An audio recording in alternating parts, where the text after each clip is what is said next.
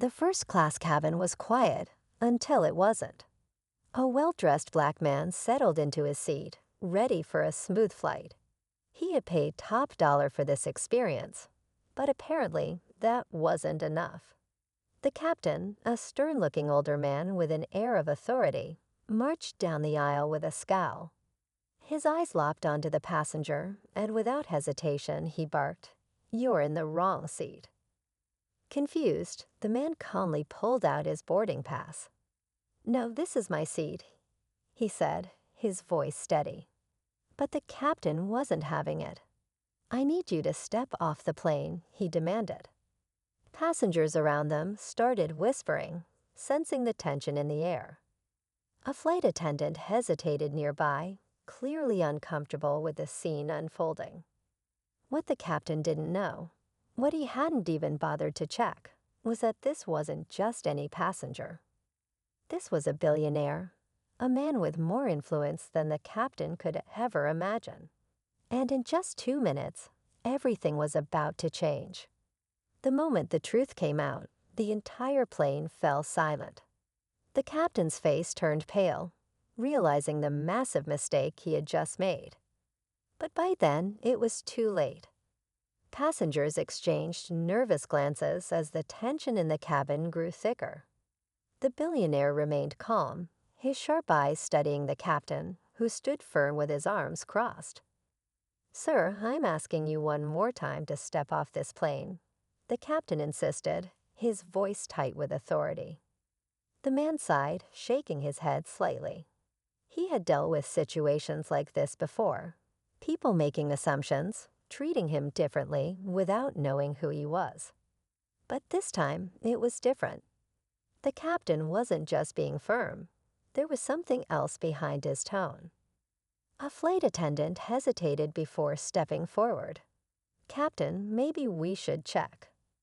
"I don't need to check anything," the captain interrupted, his voice sharp. "This isn't his seat. He doesn't belong here." A few passengers gasped. A businessman seated nearby adjusted his tie, looking uncomfortable, while a woman clutched her purse a little tighter. No one spoke up, but the unease in the air was undeniable. The billionaire took a deep breath and pulled out his phone. He didn't need to argue. He just needed to make one call. And in less than 2 minutes, the entire situation would take a turn no one saw coming. The billionaire's fingers moved swiftly across his phone screen, his expression unreadable. The captain stood his ground, arms crossed, growing more impatient by the second. "Sir, put the phone away. This is not up for discussion," he snapped. Passengers sat frozen, eyes darting between the two men. A young man in a suit whispered to the person next to him, while an older couple exchanged worried glances. The flight attendant, still lingering nearby, swallowed hard. She had worked on hundreds of flights, but something about this moment felt different, like the calm before a storm. The billionaire didn't react to the captain's demand. Instead, he pressed the call button. Within seconds, a familiar voice answered on the other end. "Hey, I need you to handle something for me," he said, his voice steady but firm. The captain let out an exasperated sigh. "Sir, I'm not going to ask again." He reached down as if he might grab the phone, but the billionaire calmly raised a hand. "I wouldn't do that if I were you," he said, locking eyes with the captain. Just then, the flight attendant's earpiece crackled. She pressed a hand to it, listening carefully. As the message sank in, her eyes widened. She turned slowly to the captain, her face pale. "Sir, I think you need to hear this." The captain frowned, clearly irritated. But when he heard what she had to say, the color drained from his face. His jaw tensed, his stance stiffened. In that moment, he realized he had made a mistake, one that could cost him everything. The cabin fell silent. Every passenger watched as the flight attendant whispered urgently into the captain's ear. His expression shifted from annoyance to confusion, then to something close to fear. He straightened up, his grip tightening on the seat in front of him. "That can't be right," he muttered under his breath. The billionaire remained seated, still calm, still composed. He hadn't raised his voice, hadn't caused a scene. He didn't need to. The weight of his presence alone was enough to shift the energy in the room. He glanced at his phone again, his call still connected. "You have about 30 seconds to fix this," he said casually, as if he had all the time in the world. Passengers exchanged nervous looks. A woman near the front leaned over to her husband. "Who is he?" she whispered. The businessman nearby adjusted his cufflinks, suddenly uneasy. Even the flight attendant, who had been trying to de-escalate the situation, now stood frozen, waiting for the inevitable fallout. The captain took a shaky breath, his mind racing. He had assumed. He had acted without thinking. And now the reality of his mistake was crashing down on him like a tidal wave. His authority, his reputation, everything was on the line. Then a voice crackled over the intercom, and in that moment, the entire flight crew knew. Whatever was about to happen next would change everything. The intercom crackled again, but this time it wasn't a routine announcement. The voice on the other end was firm, authoritative, someone higher up. "Captain, we need you to step into the jet bridge immediately." The words hung in the air like a thundercloud about to break. Passengers shifted in their seats, sensing the shift in power. The billionaire hadn't moved, hadn't raised his voice, but somehow he was the one in control now. The captain hesitated, his jaw clenched, before finally turning toward the front of the plane.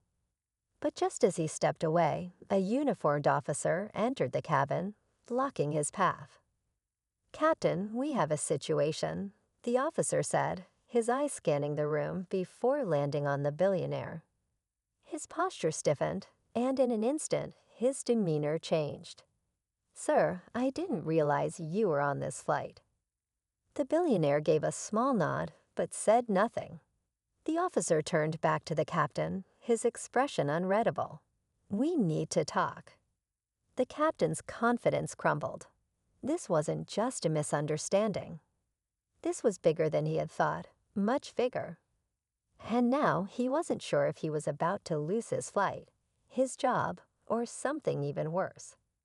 The captain swallowed hard, his once commanding presence now reduced to uncertainty. The officer stepped closer, lowering his voice. "Captain, you need to step off this plane.